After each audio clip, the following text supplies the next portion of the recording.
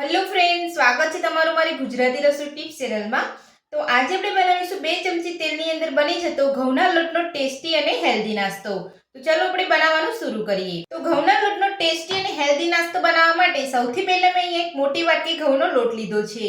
તો આ લોટ આપણે રેગ્યુલરમાં જે ભાખરી અને રોટલી કરતા હોય એ જ લોટ લેવાનો છે। તો હવે આપણે લોટને એક વાસણની અંદર લઈ લઈશું। લોટને પહેલેથી જ ચાળીને લીધો હતો। તો તમે આ રીતે નાસ્તો બનાવો ત્યારે તમારે અહીંયા ઘઉંના લોટને ચાળીને લેવાનો છે। તો હવે આપણે લોટની અંદર એક વાટકી જેટલું છીણેલું ગાજર ઉમેરીશું। સાથે જ અડધી વાટકી આપણે ઝીણી સમારેલી ડુંગળી ઉમેરીશું। સાથે 2 થી 3 ચમચી જેટલી દાળિયાની દાળ લઈશું। જો તમારી પાસે આ રીતની દાળિયાની દાળ ના હોય તો તમે અહીંયા ઘરમાં ચણાની દાળ હોય તેને 1 કલાક માટે પલાળી રાખો અને પછી તમારે ઉપયોગ કરી શકો છો। તો દાળિયાની દાળ ઉમેર્યા પછી આપણે 1 ચમચી આદુની પેસ્ટ અને ઝીણા સમારેલા લીલા મરચાં લઈશું। તો મરચાંનું પ્રમાણ તમે તમારા ટેસ્ટ પ્રમાણે વધુ ઓછું કરી શકો છો। સાથે જ આપણે 1 લીંબુનો રસ ઉમેરીશું। સાથે ઝીણા સમારેલા લીલા ધાણા ઉમેરીશું। સાથે સ્વાદ પ્રમાણે મીઠું ઉમેરીશું। તો ધાણા ઉમેર્યા પછી આપણે નાની 1 ચમચી જીરું ઉમેરીશું। 2 ચપટી બેકિંગ સોડા ઉમેરીશું। હવે આપણે હાથની મદદથી બધું સરસ મિક્સ કરી લઈશું। તો થોડું થોડું પાણી ઉમેરતા જઈને આપણે અહીંયા મીડિયમ કડક લોટ બાંધી લઈશું।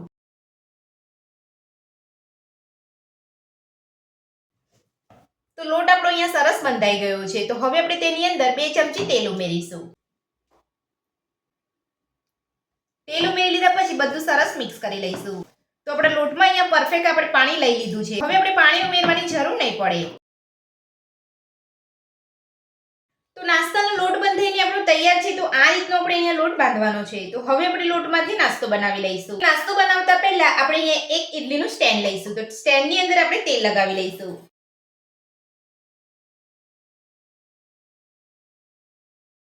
તમારે નાસ્તો બનાવતા પહેલા તમારે અહીંયા સ્ટેન્ડની અંદર તેલ લગાવી લેવાનું છે। જો તમારી પાસે આ રીતનું સ્ટેન્ડ ના હોય તો તમે કાણાવાળી ડીશની અંદર પણ નાસ્તો બનાવી શકો છો। તો ઇડલીના સ્ટેન્ડમાં આપણે જે તેલ લગાવ્યું છે તેને સાઈડ પર રાખીશું અને આપણે નાસ્તાનો જે લોટ બાંધ્યો છે તેમાંથી નાસ્તો બનાવી લઈશું।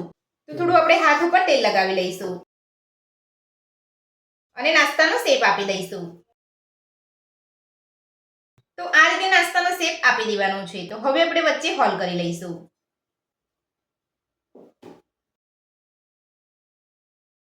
તો બંને બાજુ આપણે આંગળીથી અહીંયા નાસ્તાની અંદર હોલ કરી લેવાનો છે અને આ રીતનો નાસ્તો બનાવી લેવાનો છે। તો આ રીતે બધા જ મસાલાની અંદરથી નાસ્તો બનાવી લઈશું। તો હવે આપણે જે ઇડલીના સ્ટેન્ડની અંદર તેલ લગાવ્યું હતું તેની અંદર મૂકી દઈશું। તો બધા જ નાસ્તાના લોટમાંથી આપણે નાસ્તાનો આકાર આપી દીધો છે અને ઇડલીના સ્ટેન્ડમાં બધો જ નાસ્તો આપણે અહીંયા લઈ લીધો છે। તો હવે આપણે જે ઇડલીનું કુકર આવે તેની અંદર આપણે સ્ટેન્ડ મૂકી અને નાસ્તાને કૂક કરી લઈશું। તો જો તમારી પાસે ઇડલીનું કુકર ના હોય તો તમે અહીંયા કોઈ પણ કઢાઈની અંદર સ્ટેન્ડ મૂકી અને તમે આ રીતનો નાસ્તો બનાવી શકો છો। તો હવે આપણે નાસ્તાને કૂક કરી લઈશું।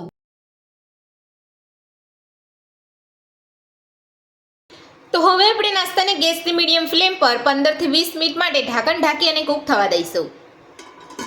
તો 15 થી 20 મિનિટ જેટલો સમય થઈ ગયો છે। તો હવે આપણે નાસ્તાને ચેક કરી લઈશું।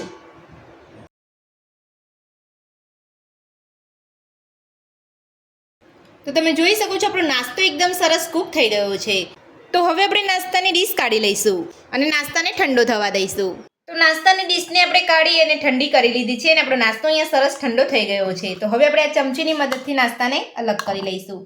તો તમે જોઈ શકો છો એકદમ આસાનીથી આપણો નાસ્તો અહીંયા અલગ થઈ રહ્યો છે।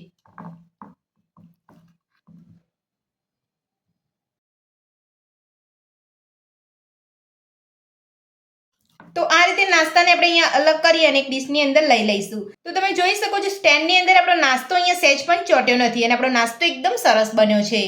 તો હવે આપણે નાસ્તાને સર્વ કરી લઈશું। હવે આપણે નાસ્તા ઉપર ઘી લગાવી લઈશું।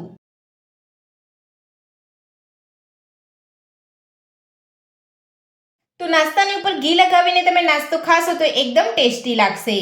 તો તમે જોઈ શકો છો આપણે ઘઉંના લોટનો નવો નાસ્તો બનીને તૈયાર છે અને આપણે એક પ્લેટની અંદર સર્વ પણ કરી લીધો છે। તો આ ઘઉંના લોટનો નવો નાસ્તો બનાવવાની રીત તમને મારી કેવી લાગી મને કોમેન્ટ બોક્સમાં કોમેન્ટ કરીને જરૂરથી જણાવજો અને મારી આ રીતે તમે આ નાસ્તો ઘરે બનાવવાનો એકવાર જરૂરથી ટ્રાય કરજો।